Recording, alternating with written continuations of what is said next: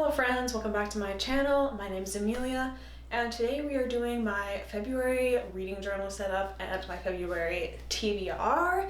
Let's not waste any time. Let's start as usual with the reading journal. Hello friends, welcome back to the reading journal. We are setting up for the month of February, and normally I try to get my reading journal set up out before the beginning of the month. But unfortunately that didn't work out this time, partially because I think I'm going to be going down to one video a week moving forward, just because with 2 videos I felt like I was rushing to get them out because, I have other things to do in my life. I have work and my other hobbies. Reading is one of them. It takes a lot of time to read books. And so yeah, we're just gonna do one video a week for the foreseeable future, but that did mean things got shuffled a little weirdly, and so we are a couple of days into February as this is going out, but I think that's fine. I don't really make my spreads to be intentionally recreatable anyway.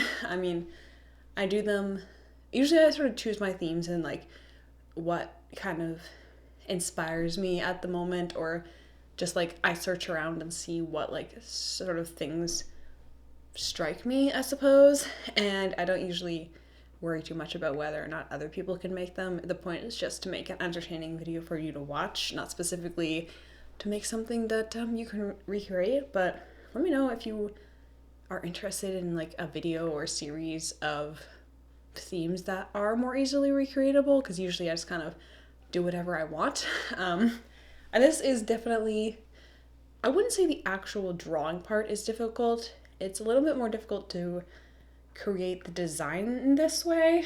So what I'm doing is like an isometric style design. And so for this, I actually designed this first in Illustrator. So I was able to do it all on top of like an isometric grid sort of guidelines.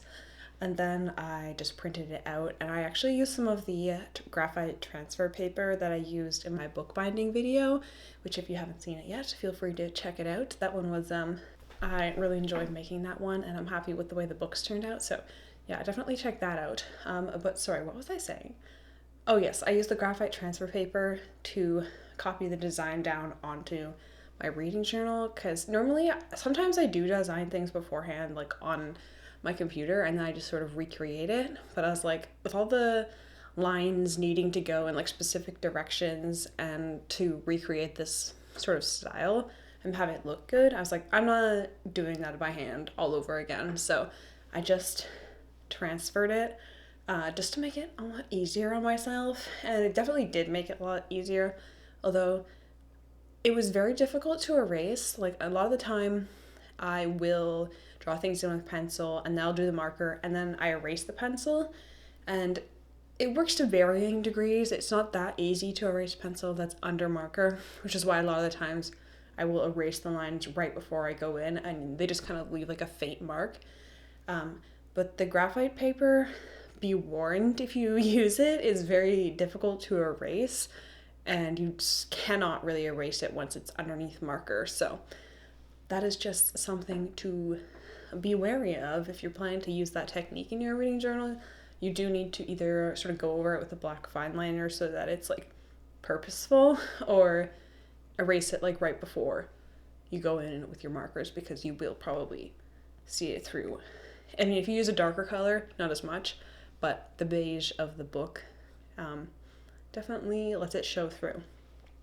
And so for this theme, I already said that it was like an isometric style, but I wanted to have like a world springing out of a book. I've seen some other takes on a similar concept, and yeah, I wanted to do my own take on that. And originally I was thinking like fantasy castle kind of thing, but honestly kind of like the last 2 months in a row I did that, because in December I had the like elven window cut out to a castle, and in January I did that paper cut thing and in the back was like a tower. So I was like, okay, I can't do just like fantasy building again. So I ended up going for a Japanese inspired temple type building, and then I turned the bookmark into a river spilling out of the book, and some pink trees and a little guy in a boat.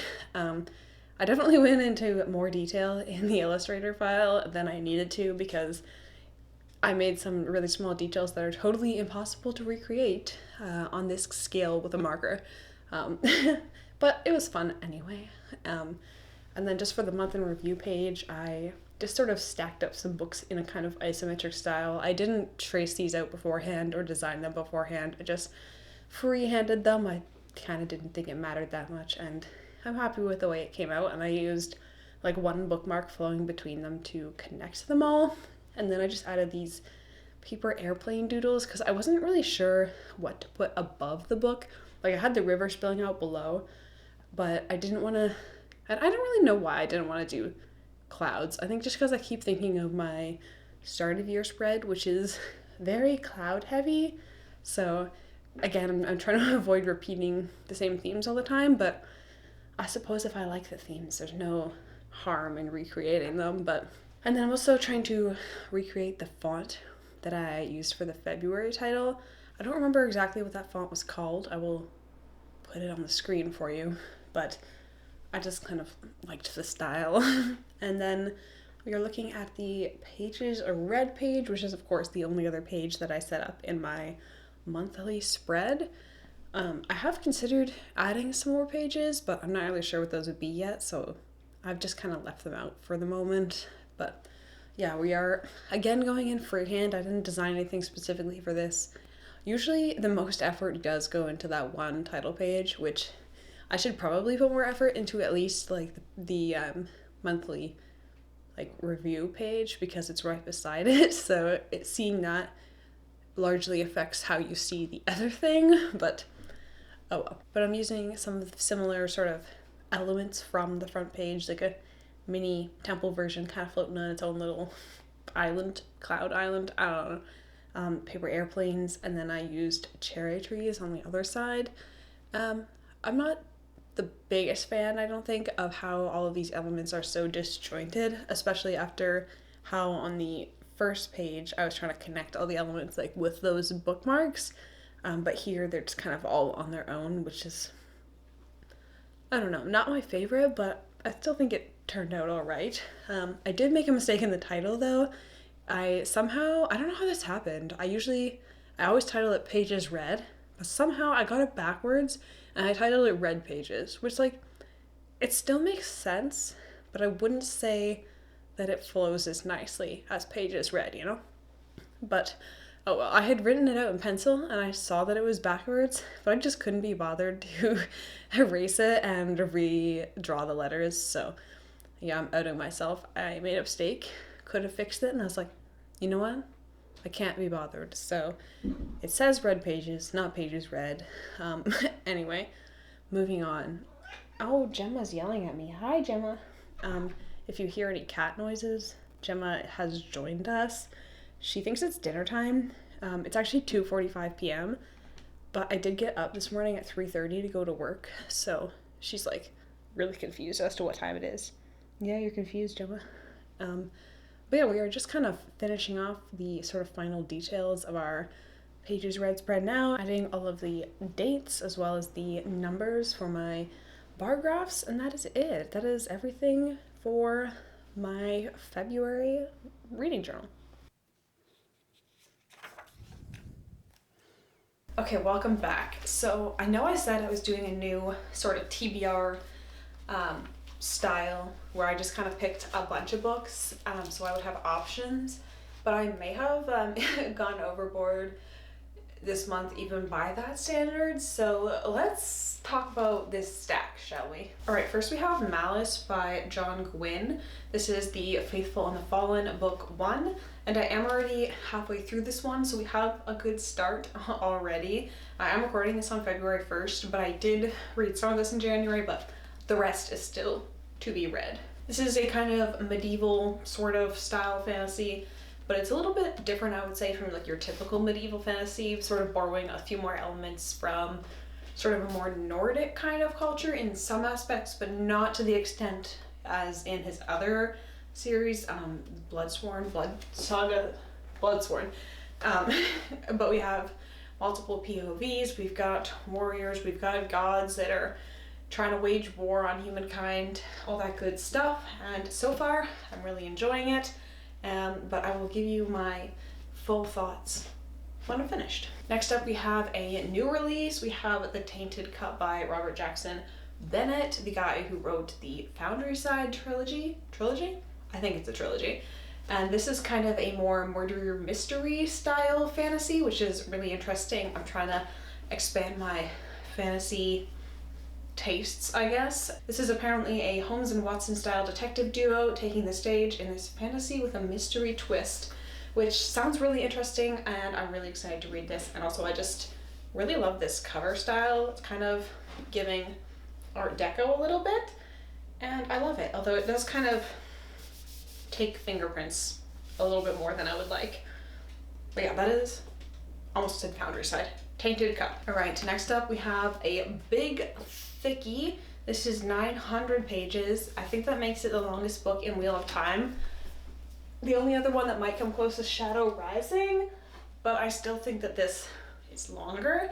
And it is, of course, the final book in Wheel of Time, Memory of Light. I'm filled with a lot of emotion at the thought of reading the final Wheel of Time book.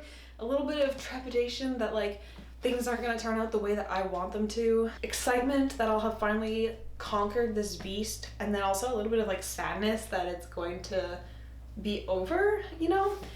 And I'm not really sure exactly how he's going to end it. There are a lot of things lining up to make it look like it's going to be kind of a tragic ending, and then that everything that happens after is going to be terrible. But I can't bring myself to believe that that's how he would end this. I think that would be extremely disappointing. So I have hope that because our characters are kind of like forewarned that all these terrible things could happen, that they might be able to make the choices that lead to a more positive future. So yeah, I am filled with a lot of emotions with the idea of reading this, and hopefully I will do it in February and conclude my 2-year-long Wheel of Time reading saga. Okay, then we have 16 Ways to Defend a Walled City. This is a fantasy about a city that is about to be under siege, and we have this guy, Orhan, who is not a miracle. He's an engineer, but he's got more experience with bridge building than battles. He's a liar and a cheat and has serious problems with authority, and I guess he's the guy who they are relying on to save the city from this siege. And it seems like it's going to have some more sort of humorous tones, which is something that I'm interested in exploring this year, both through this, and also I'm planning to get into Discworld, which is kind of, I think, a sort of similar vibe, but I haven't actually read this yet, and I have not heard anybody else talk about it. I just saw it one day in Indigo, and I was like, you know, I'm really interested in reading that. And it's been a while since then, because I tried to find it at the library, but they didn't have it, so I eventually wrote down and ordered it for myself, and I will let you know if it's something that you should look forward to. Next we have When Women Were Dragons. I think this kind of made the rounds a while ago. I don't remember if it was last year or the year before, but it's essentially like a story about a world. I don't know, I think it's supposed to be our world, so kind of like a low fantasy. But women get sick of men's shit, essentially, I think, and then they all turn into dragons, which is really an interesting concept. I think it's going to be very kind of feminist, and I don't really know what to expect other than that. I remember hearing people talk about it, but I don't really remember the general consensus on whether it was good or not. So, you know, I'm going to decide for myself. Also like that it's just like one book as opposed to all the fantasy series that I keep starting. I'm going to have to make an updated fantasy series video like already, because I've started, I don't know, like 4 series already this year. It's been like 1 month into the year. And oh, I don't know why I do this to myself. Speaking of new series, we have book 2 of the Echoes saga, Empire of Dirt. I read book 1 in January. The first book I was kind of lukewarm on, but I'm hopeful that the writing and stuff will improve throughout the whole series. And yeah, I think some of the concepts were interesting, so I will be continuing. Of course, I'm probably going to read all of them, whether or not I think they suck, just because they were given to me. But yeah, that is Empire of Dirt. I am realizing now that we're going into February, and I said I was going to read Malazan this year, and I have not put it on my TBR even once. So let's make Deadhouse Gates an honorary entry into this TBR, but I'm not going to stand up and get it off the shelf, okay? And then finally we have the next 2 books in the Lady... Alright, Gemma's... I don't know what she's doing, planning something. We have the next 2 books in the Lady Trent series. I read the first one, and... What do you have? I don't know. Cats. That was fine shit you didn't know you had. It's like random pieces of garbage. I keep getting sidetracked. I read the first one during my 24-hour readathon. If you haven't seen that, I will link it. And I really enjoyed it, so I just placed an order for the next 2 from the library. And these are pretty quick reads, so I can probably get through both of these in like a couple of days if I so desired. They're both around 300 pages, so nice little breaks from like the big heavy fantasy, because they're, I wouldn't say it's like light, but it's definitely not Wheel of Time, you know? But yeah, that is everything on my TBR for the month of February. It is excessive, I know, but I'm not actually committing to reading all of these. I'm just creating a pile for myself to choose from. But yeah, that is everything for today. I hope you enjoyed my reading journal setup and the video in general. Let me know what's on your February TBR, and I'll see you next time.